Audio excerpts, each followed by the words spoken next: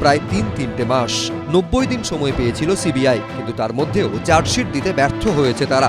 ফলে আরজিকর মেডিকেলে চিকিৎসককে ধর্ষণ খুনের মামলায় নিম্ন আদালত থেকে জামিন পেয়েছেন প্রাক্তন অধ্যক্ষ সন্দীপ ঘোষ এবং টালা থানার প্রাক্তন ওসি অভিজিৎ মণ্ডল। এই প্রেক্ষাপটেই যখন তৃণমূল বিজেপির সেটিংয়ের অভিযোগে সরব হয়েছে সিপিএম কংগ্রেসের মতো বিরোধী দল, তখন তার পাল্টা জবাব দিলেন কল্যাণ বন্দ্যোপাধ্যায়। আরএসএস এবং নরেন্দ্র মোদী সরকার তারা মনে করে আইন কানুন সংবিধান তদন্ত খোঁজ খবর ফরেন্সিক প্রমাণ কিচ্ছু দরকার নেই, কারণ তারা চায় তাদের একটা শিখণ্ডী হিসেবে তৃণমূল থাকুক, আর মমতাও চায় বিজেপি থাক। CBI prime agency, investigating agency, তারা সবচেয়ে বেশি যারা যে দলের বিরুদ্ধে, যে দলের লোকেদের বিরুদ্ধে করছে তাদের তৃণমূল কংগ্রেস। যখন সিবিআই যখন তৃণমূলের লোককে অ্যারেস্ট করে তখন তো ওরা আনন্দ করে। তার সেটিংটা কোথায় হলো? আদালতে দাঁড়িয়ে সিবিআই যাদের বিরুদ্ধে ষড়যন্ত্রের মতো গুরুতর অভিযোগ তুলত, যেখানে সিবিআই এর রিপোর্টে উঠে আসা তথ্য দেখে উদ্বেগ প্রকাশ করেছিলেন সুপ্রিম কোর্টের প্রাক্তন প্রধান বিচারপতি ডিওয়াই চন্দ্রচূড়, সেখানে ৯০ দিনেও কেন সন্দীপ ঘোষ অভিজিৎ মণ্ডলের বিরুদ্ধে চার্জশিট পেশ করায় কেন্দ্রীয় এজেন্সি ডাহা ফেল করলো? তীব্র ক্ষোভের সঙ্গে এই প্রশ্ন তুলেছেন অনেকে। অন্যদিকে দিদি মোদির সেটিং দেখতে পাচ্ছে সিপিএম কংগ্রেস।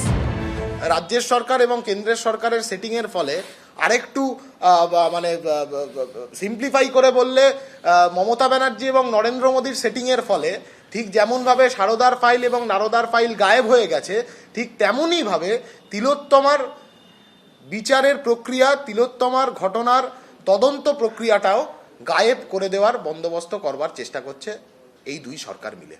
প্রাইজ দিক, জনসভা করুক, ফুলের মালা দিয়ে বরণ করুক, সব থেকে ভালো কথা এদের দিয়ে একটা কার্নিভাল কর। এই অপরাধীদের কেউ কিছু করতে পারে না, দেখো আমি আছি, তাই কার্নিভাল হচ্ছে অপরাধীদের।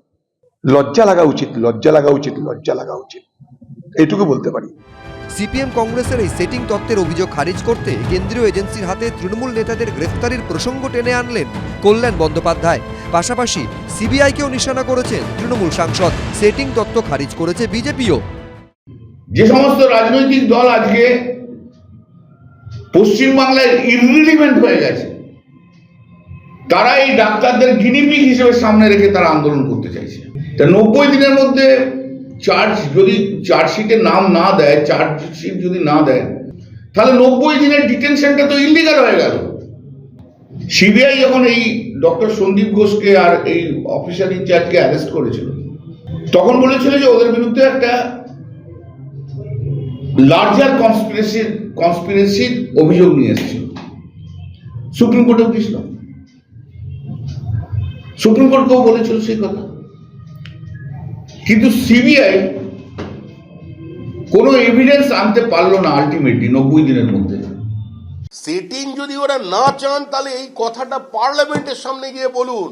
কংগ্রেস এবং সিপিআইএম একসঙ্গে গলায় মালা নিয়ে দুজনে দাঁড়িয়ে পড়ুন, দাঁড়িয়ে পড়ে বলুন সেটিং হতে দেব না। একটা মামলায় জামিন হয়েছে, সমস্ত মামলায় নয়। এত উদ্বেলিত হয়ে যাওয়ার কোনো কারণ নেই। পরিকল্পিত হত্যাকাণ্ড, প্রাতিষ্ঠানিক হত্যাকাণ্ড, এটাই মানুষের বিশ্বাস। সন্দীপ ঘোষ, অভিজিৎ মণ্ডলদের বিরুদ্ধে সিবিআই চার্জশিট না দিতে পারায় হতাশ নিহত চিকিৎসকের পরিবার। তবে এখনই আশা ছাড়ছেন না তারা।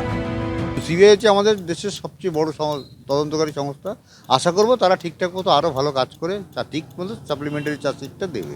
আমি পুলিশের কাছে সহযোগিতা পেলাম না, এবার বাধ্য হয়ে আমাকে কোর্ট সিবিআই দিল।